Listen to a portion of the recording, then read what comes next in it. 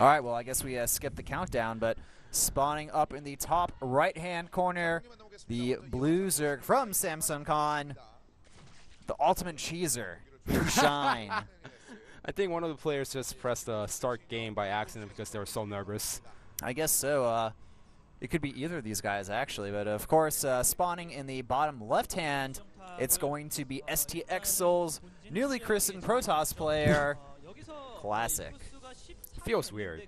It does. I don't know how I feel about this. I also don't know how I feel when I see the stats and it's saying Classic is 1-1 against Zerg, but no, it was with a different race. It's like, that doesn't, I don't know, man.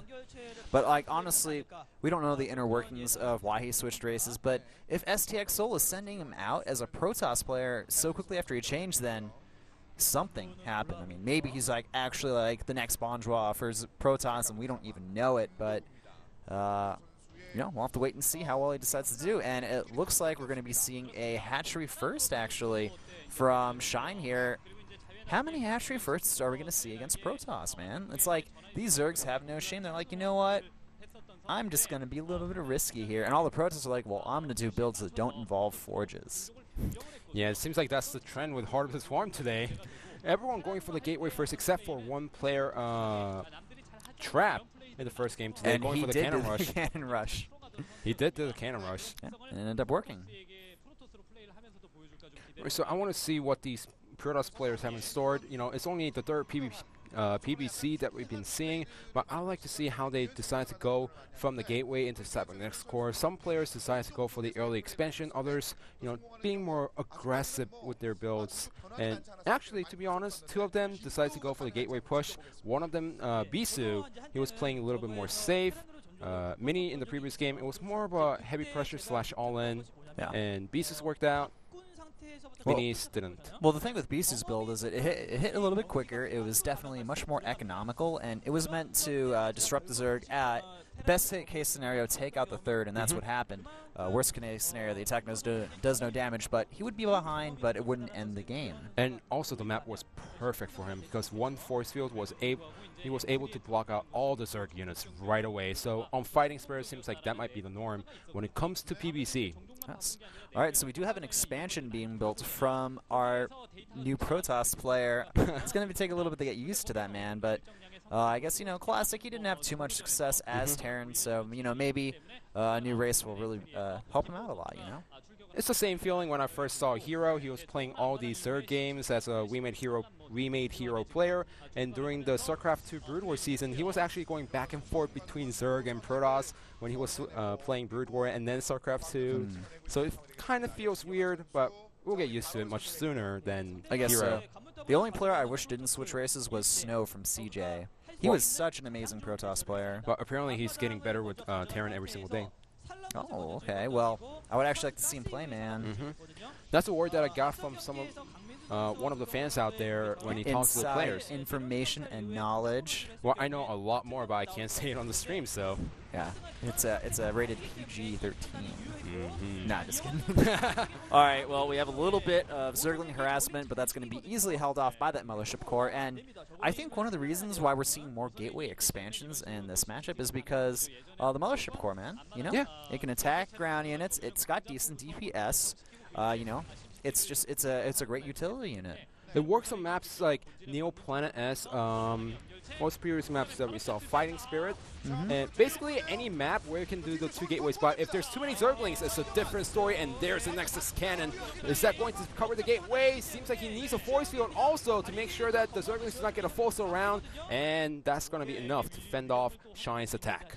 So actually, not too surprising to see Shine opt for some aggressive play there. That's certainly one of the things he's known for. But you know what? He didn't really commit too much to it, so it's not the biggest deal. He's still, you know, got a lot of drones up right now.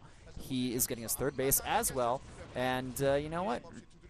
There's it's, you know, Classic's kind of forced to play quite defensive here, but he is going for that Phoenix follow-up. Well, getting a lot of Zerglings out is a normal normal response as a Zerg player. You know, if the Protoss player slips up for a second, you can end the game right away. So why not just go for it? And even if the Zerglings get taken out, you know, you're only spending minerals into it. You get some time to make sure that the Protoss player does not scout around the map and go for the take of your choice. Yeah. All right, so the Phoenixes are moving out on the map here. Those two are going to be able to take out that Overlord, and I want to say that the timing is a little bit faster for the Phoenix. That's what it feels like, simply because of the Gateway Expand opening. And Shine, he hasn't even started building any Spore Crawlers here, despite knowing about the Phoenix there. All right, Robo going down for our Samsung, or sorry, for our STX Protoss player. And, you know, he's going to be able to see the third base there. 6 drones on the way, so we're not going to see some type of all-in coming from Shine. And just, you know, so far, no Spore Crawlers. Where are the Spore Crawlers, Shine? I mean, he knew about the Phoenix.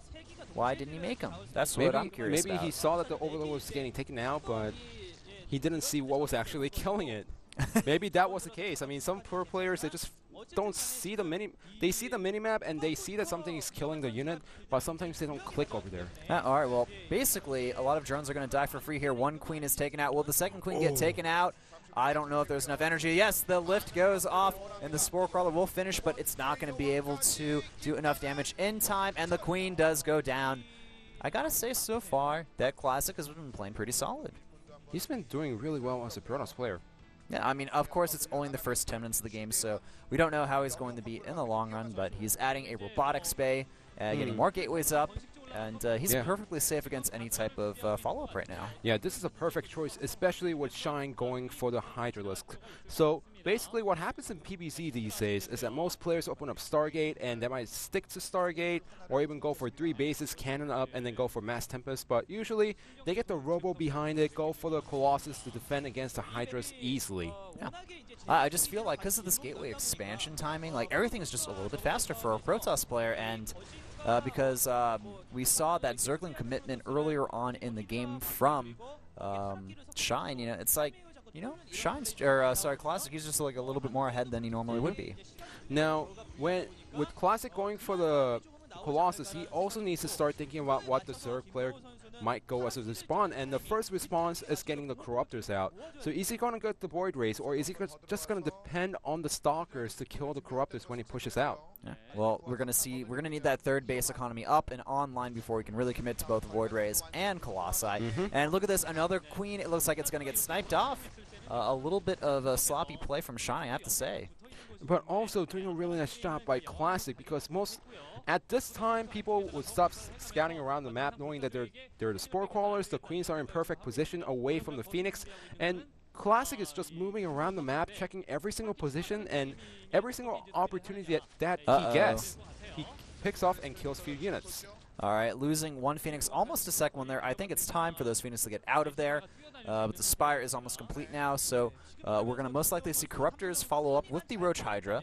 And we do have +1 air attack on the way, so maybe we will see a tech switch into Mutas, because that's a pretty popular transition nowadays. That's going to be great, actually. He showed the Hydras, which means that Classic, he's not going to make any more Phoenix.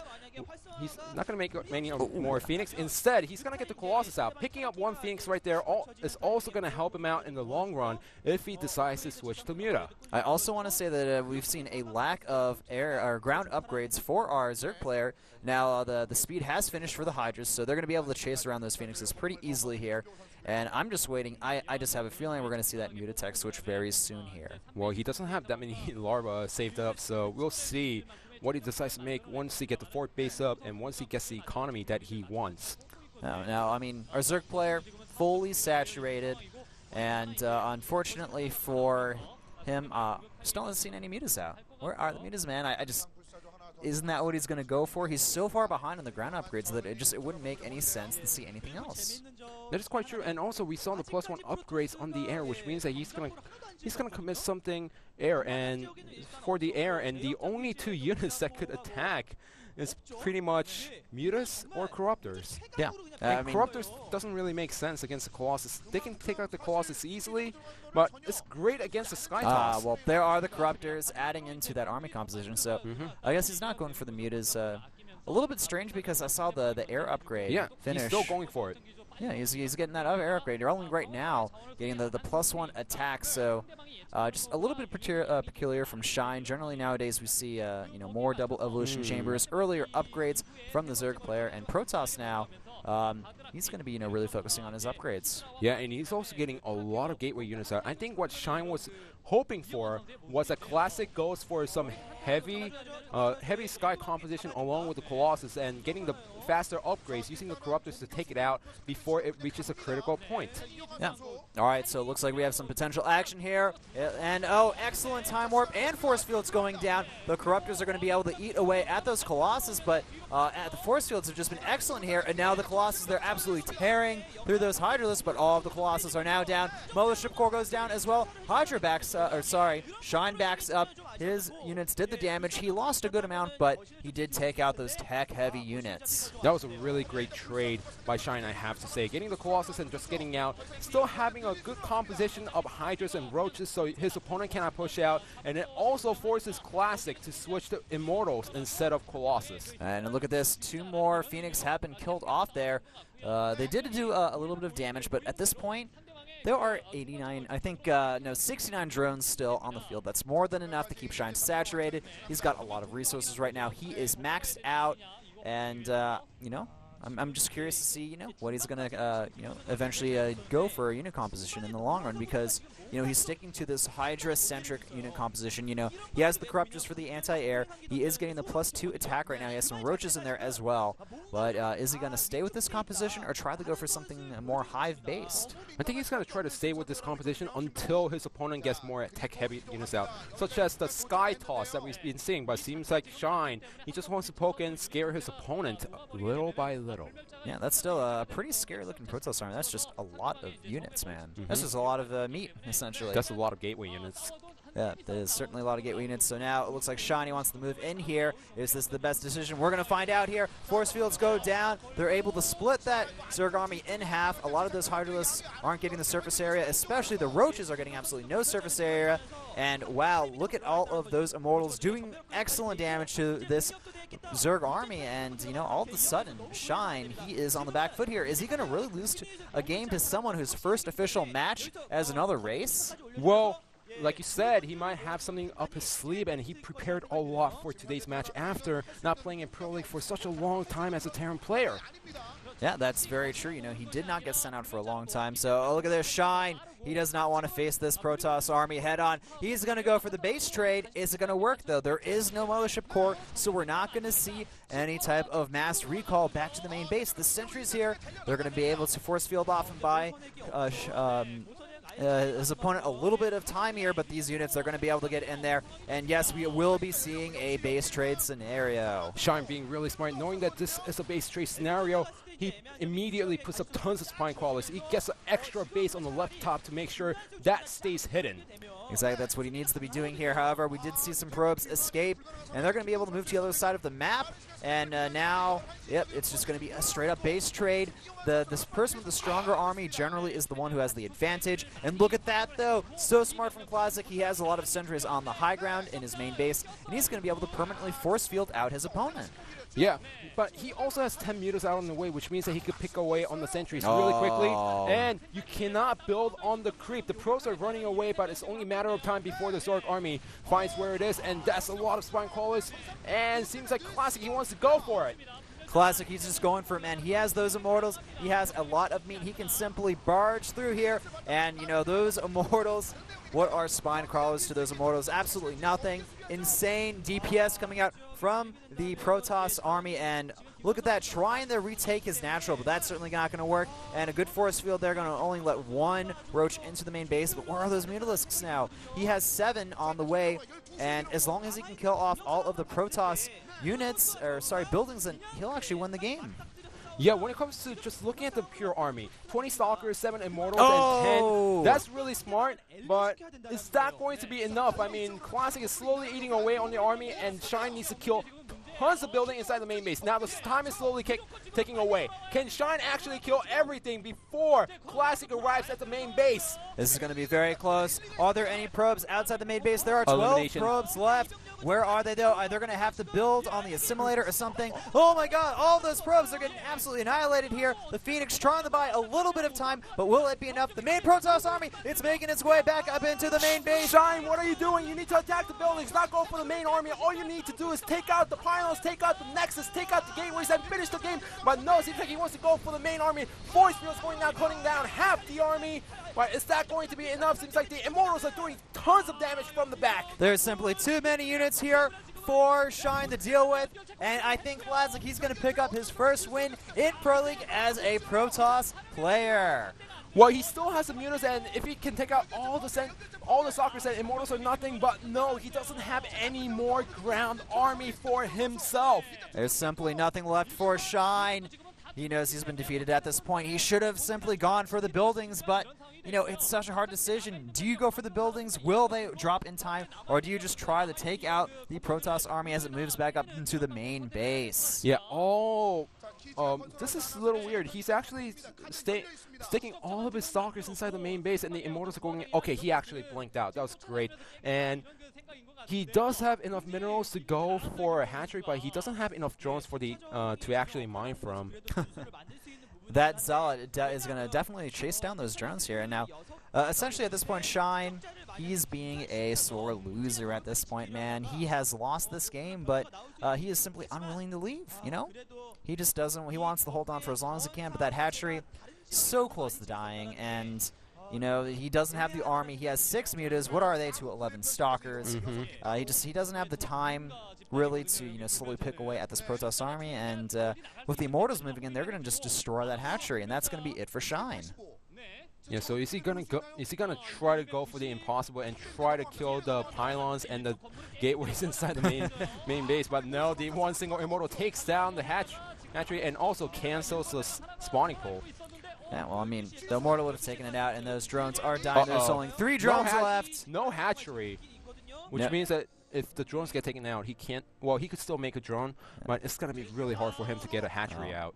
Shine, he knows he is lost. He knows he's done, and he only has 1 building left, and all Classic needs to do is blink forward and finish the game. Really, he doesn't have any. Okay, he has a hatchery up, and he's trying to make something happen, but that was the one spore crawler that was left alive. I thought it was a geyser, not a spore crawler. Well, yeah, and with the drone being forced to be killed off here, that's a cancel. And elimination after the cancel on the hatchery, and Classic gets his first victory as a Protoss player. Congratulations to Classic there. Shine, I am sure he is quite disappointed with himself after losing that game, but you know what? I have to say that Shine played that game pretty solid, and I guess welcome to the ranks of Protoss, Shine, or sorry, Classic. You know, enjoy your stay. I hope things are more successful for you. You know, sometimes some races just don't work out for certain players, and I think this is the first time we've actually seen someone switch races this far into the game being released. Yeah, and it doesn't look like he played Terran before, looking at the game today. Yeah, exactly. It's like, hey, man, you played pretty solid. Good job. He also did a really nice choice of taking out all the hatcheries, splitting up the units before going back to his main base. And one thing smart was that he was building an extra nexus to make sure that it doesn't get taken out, make sure that he has enough time to go for the elimination, get the units back at home,